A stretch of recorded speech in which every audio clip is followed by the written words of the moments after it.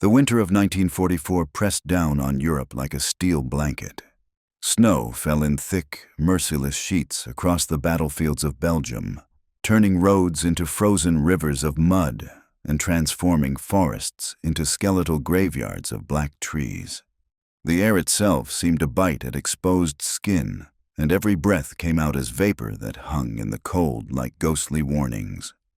In a small clearing near the town of Saint-Vith, Staff Sergeant Marcus Kane crouched behind the controls of his M36 tank destroyer, watching the tree line through frosted glass.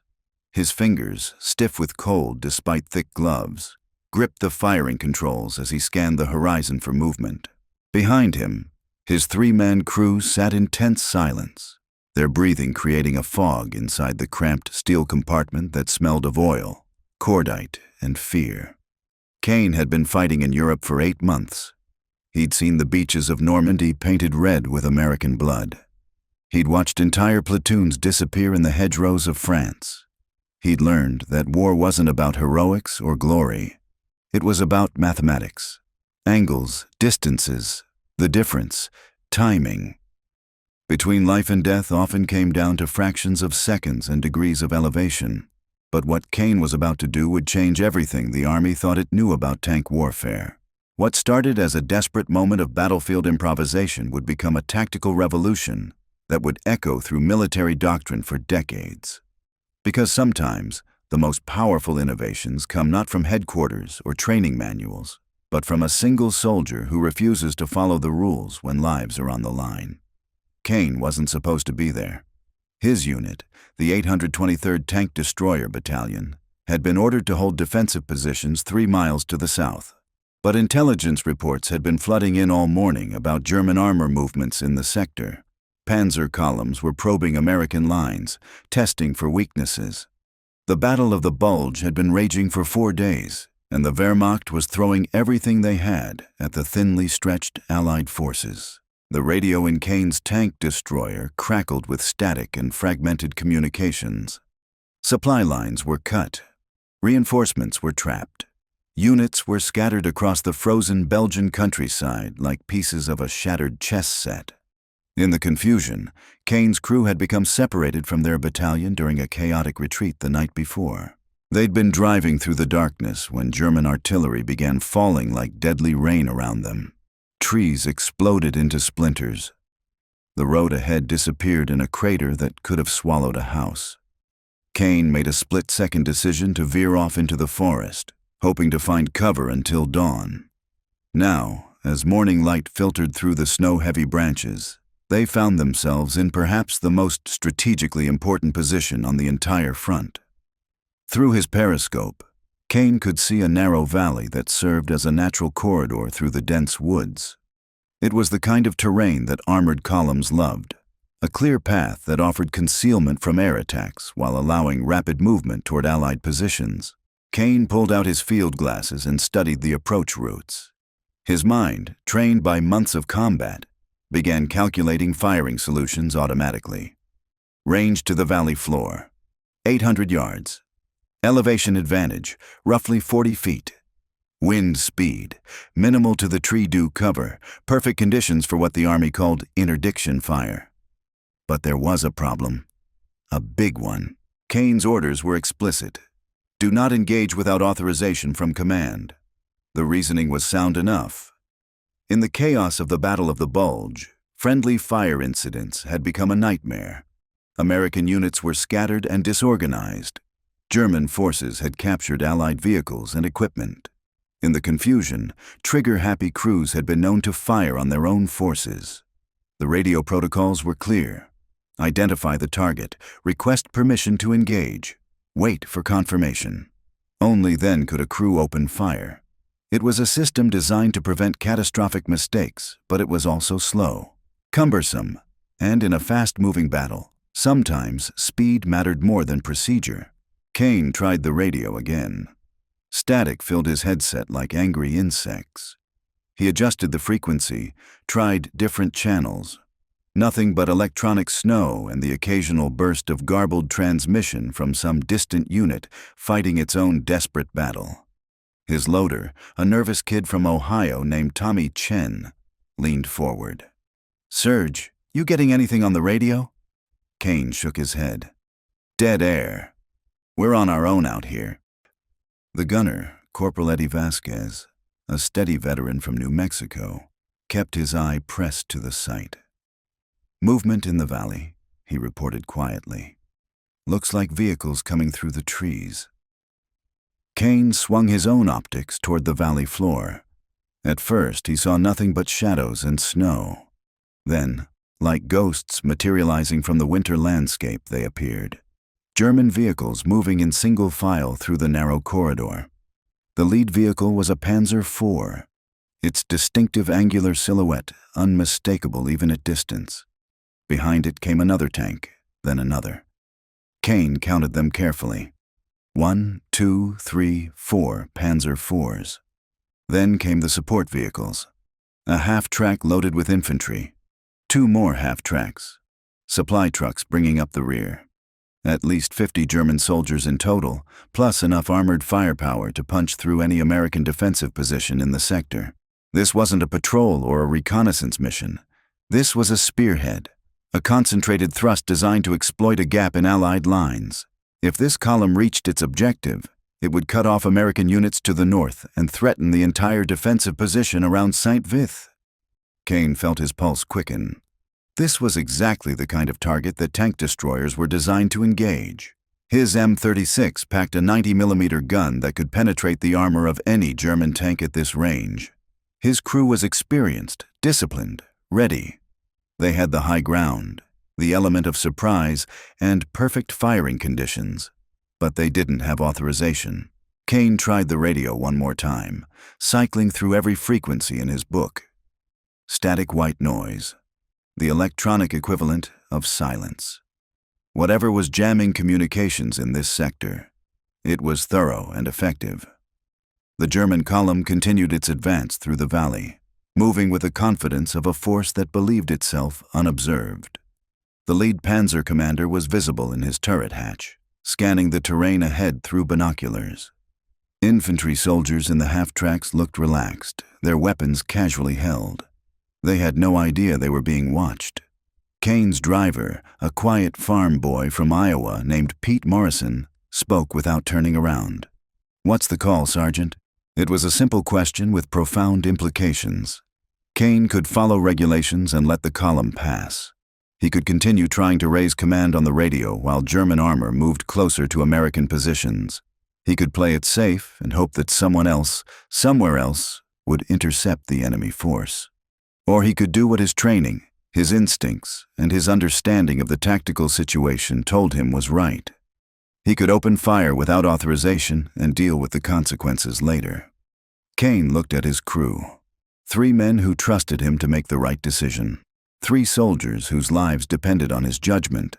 Beyond that, hundreds of American troops in defensive positions who had no idea what was bearing down on them through the winter forest. The German column was now fully exposed in the valley, strung out in perfect formation for what tank destroyer crews called a turkey shoot. In 30 seconds, maybe less, the lead elements would reach the far end of the corridor and disappear back into the woods. The opportunity would be lost. Kane made his choice. Kane's finger hovered over the firing button. Time seemed to stretch like warm metal under pressure. The German column moved through the valley floor with mechanical precision, each vehicle maintaining perfect spacing, each crew focused on the terrain ahead rather than the ridgeline above. But Kane wasn't thinking about standard engagement protocols anymore. His mind was working through something entirely different, something that would later be studied in war colleges but had never been attempted in actual combat. He was seeing the column not as individual targets, but as a single organism with vital points that could be severed.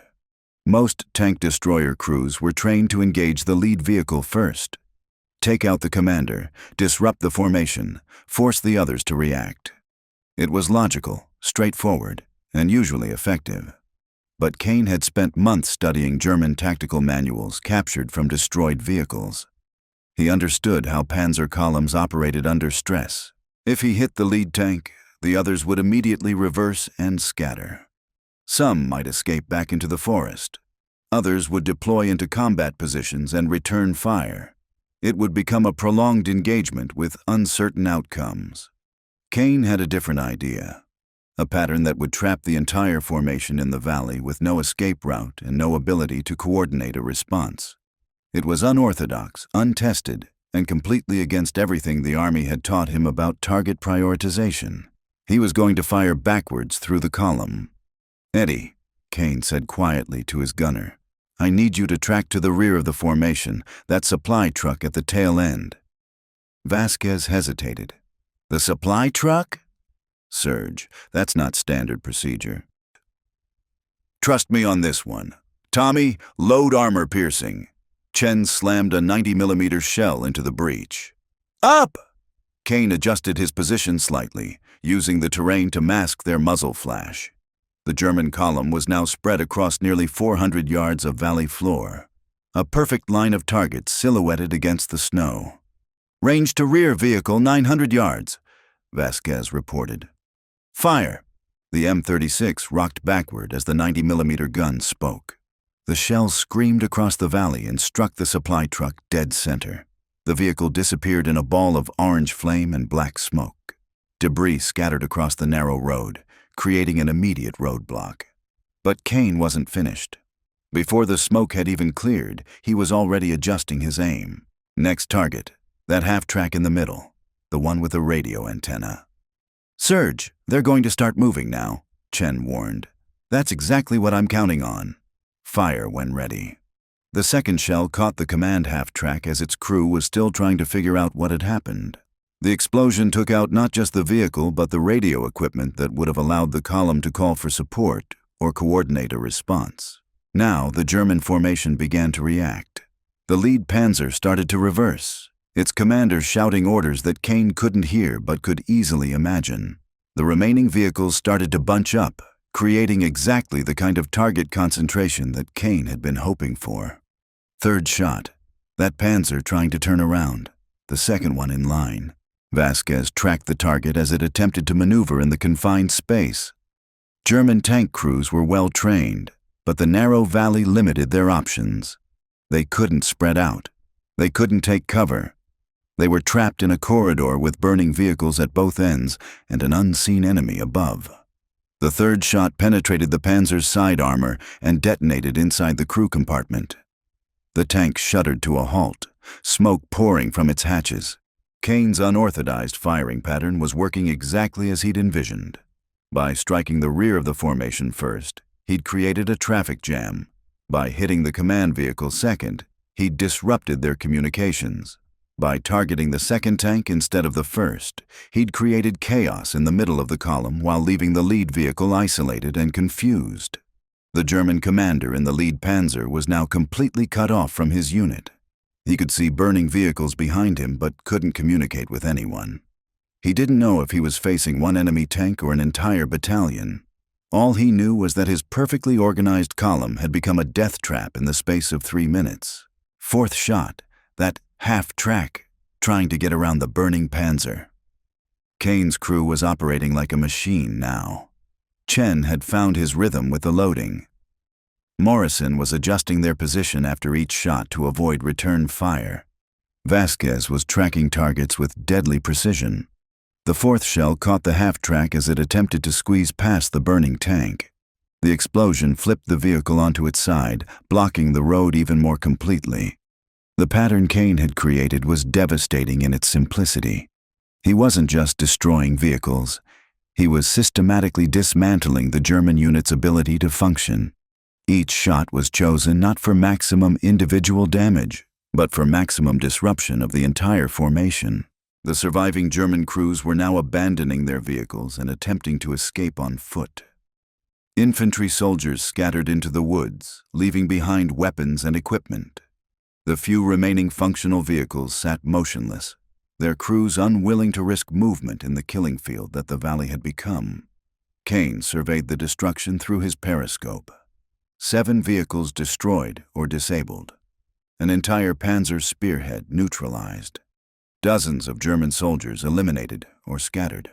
All accomplished in less than 6 minutes without a single shot fired in return. But the most remarkable thing wasn't the tactical success. It was the method. Kane had instinctively developed what would later be called sequential interdiction targeting. Instead of engaging enemies in order of threat or opportunity, he had fired in a pattern designed to create cascading failure throughout the enemy formation. Military analysts would spend years studying the engagement.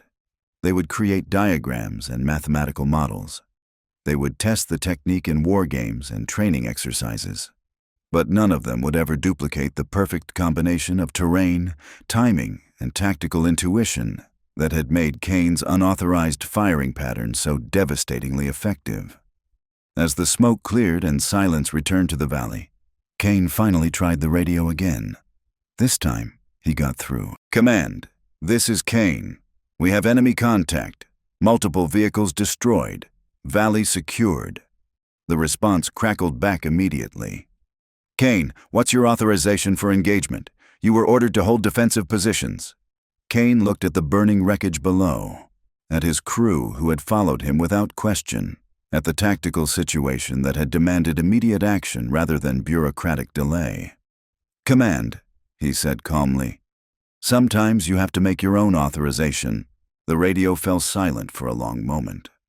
In that pause, Kane could almost hear the gears turning at battalion headquarters, officers trying to decide whether to court-martial him or recommend him for a medal. The destroyed German column smoldered in the valley below, a testament to what happened when doctrine met reality and lost.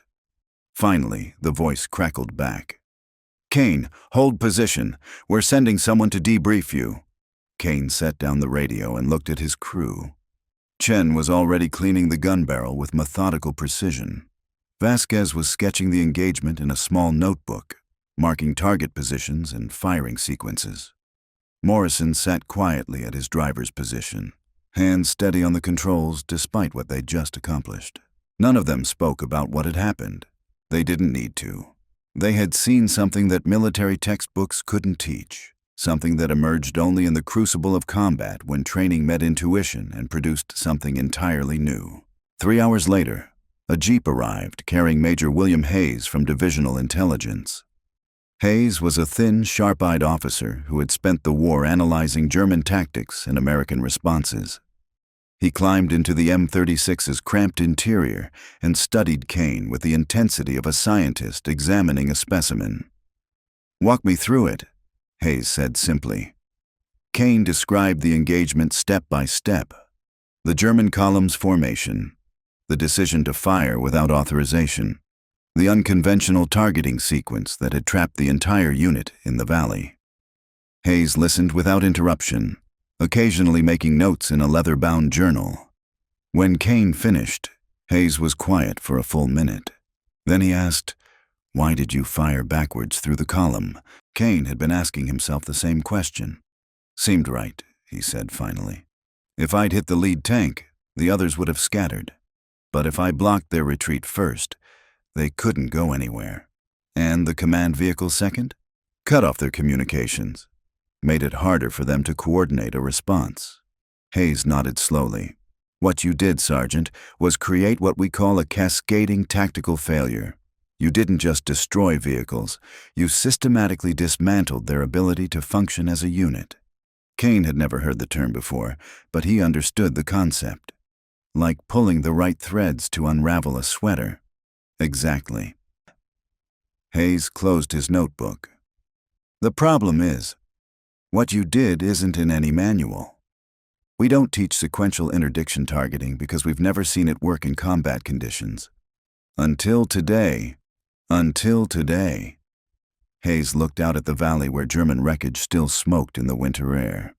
"The question now is whether what you accomplished can be replicated, or if it was just a perfect storm of circumstances." Over the following weeks, Kane found himself pulled from frontline duty and assigned to a special training unit. Word of the engagement had reached the highest levels of command. Generals who had never heard of Staff Sergeant Marcus Kane were suddenly very interested in his unauthorized firing pattern. They brought in other tank destroyer crews and had Kane demonstrate his technique on training ranges. They created mock enemy columns and timed the engagement sequences. They built mathematical models to predict optimal firing patterns for different tactical situations. Some crews adapted quickly to Kane's method. They understood the logic of disrupting enemy formations rather than simply destroying individual targets. Others struggled with the concept.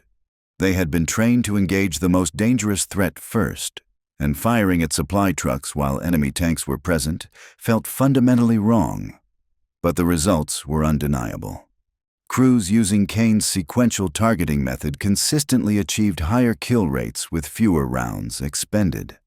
They trapped enemy formations more effectively and suffered less return fire. The technique worked. By February 1945, modified versions of Kane's firing pattern were being taught at the Army's tank destroyer school in Texas. Officers who had never seen combat were lecturing about cascading tactical failure and sequential interdiction targeting. The unauthorized engagement in a Belgian valley had become official doctrine. Kane himself remained skeptical of the attention. When a reporter from Stars and Stripes wanted to write about the tank destroyer race who revolutionized armor tactics, Kane declined the interview. He didn't consider himself a revolutionary. He was just a soldier who had made a decision based on what the situation demanded. The war ended 3 months later. Kane returned to his job at a steel mill in Pittsburgh, where he rarely spoke about his service. His neighbors knew he had been overseas, but few knew about the engagement that had changed how the Army thought about armored warfare.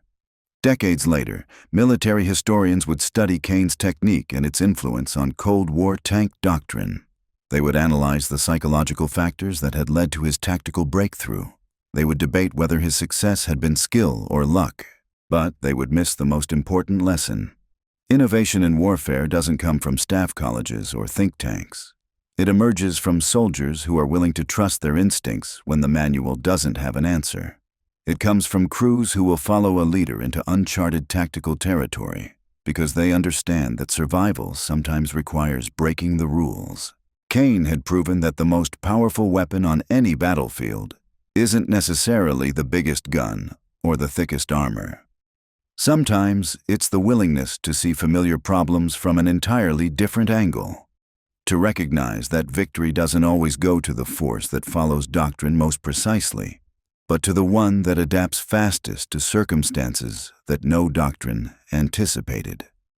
The frozen valley where Kane made his stand became a footnote in military history, but the principle he discovered there, that tactical innovation could emerge from individual initiative rather than institutional planning, would influence military thinking for generations. In the end, Kane's unauthorized firing pattern accomplished something far more significant than destroying a German column.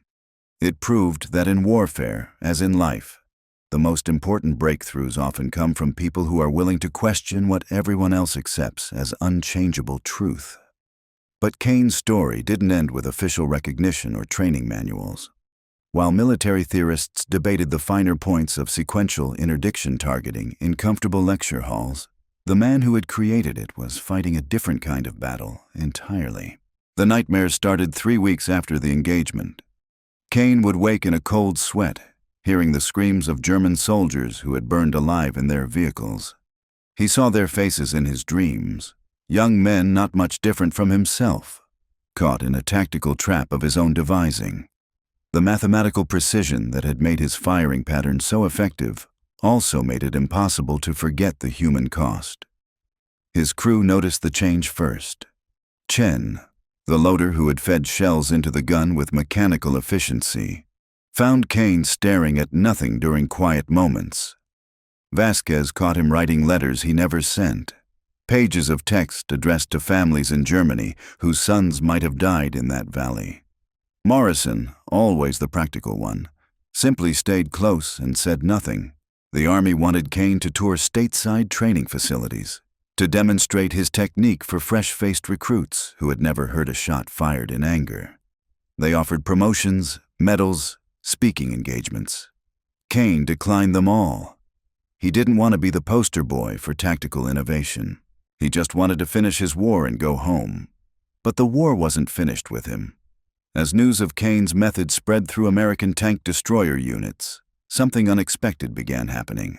Other crews started reporting similar engagements, battles where they had abandoned conventional targeting doctrine in favor of disrupting entire enemy formations. The technique was spreading organically, soldier to soldier, without official sanction or formal instruction. Lieutenant Colonel James Patterson, commanding officer of the 628th Tank Destroyer Battalion, noticed the pattern first. His unit's kill rates nearly had doubled in 6 weeks, but the after-action reports didn't match traditional engagement parameters. Crews were firing at seemingly random targets, hitting supply vehicles before combat units, targeting communication equipment over main battle tanks. Patterson flew to Kane's position to see the technique firsthand. He found the sergeant cleaning his gun in the pre-dawn darkness, methodically working the bore brush through the 90mm barrel with the same precision he brought to everything else. "I've been reading reports from units across the front," Patterson said without preamble. "They're all trying to copy what you did. Most of them are getting it wrong." Kane didn't look up from his work. "It's not something you can copy, sir. Every situation is different." "Then how do we teach it properly?" Kane set down the cleaning rod and finally met Patterson's eyes. "You don't teach it. You understand it. There's a difference." Patterson studied the young sergeant. "Explain." Kane pointed toward the valley where the engagement had taken place weeks earlier. The wreckage had been cleared, but the scorch marks remained visible on the snow. "Everyone thinks I had some master plan, that I saw the whole battle in my head before the first shot, but that's not what happened." "What did happen?" "I saw a problem. A German column that needed to be stopped. Everything else was just responding to what they gave me. When the lead tank tried to reverse, I knew where it would go. When the command vehicle started calling for support, I knew it had to be silenced. Each shot created a new problem for them, and I solved each problem as it appeared." Patterson nodded slowly. "Adaptive targeting, if that's what you want to call it. But you can't put that in a manual. You can't teach someone how to see what hasn't happened yet." This was the heart of Kane's breakthrough, and why it proved so difficult to replicate. His firing pattern wasn't a predetermined sequence, but a series of tactical responses to enemy reactions. Each shot was chosen based on how the previous shot had changed the battlefield dynamics. It required not just technical skill, but an intuitive understanding of how enemy units would behave under stress. Most tank crews were trained to follow established procedures: identify targets by priority, engage in order of threat level, maintain predetermined firing positions. Kane's method required abandoning all of that in favor of real-time tactical thinking. Some crews adapted naturally. Veterans who had learned to read battlefields through months of combat could follow Kane's logic. They understood that destroying a radio truck might be more valuable than killing a tank, that blocking an escape route could be more important than maximizing immediate casualties. But newer crews struggled with the concept. They had been trained to see tanks as the primary threat, to engage armor before supporting vehicles. The idea of firing at a supply truck while enemy panzers remained operational felt wrong, dangerous, potentially suicidal. The Army found itself in an unusual position. They had documented proof that Kane's method worked, but they couldn't reliably teach it to new crews. Traditional training emphasized standardized responses to predictable scenarios. Kane's technique required improvisation, intuition, and the ability to think several moves ahead like a chess master. Major Hayes returned to interview Kane 3 more times, each session focused on a different aspect of the engagement. He brought psychologists, tactical analysts, even a mathematician from Princeton who specialized in game theory. They all wanted to understand how Kane had developed his pattern in the heat of combat. The answers frustrated them.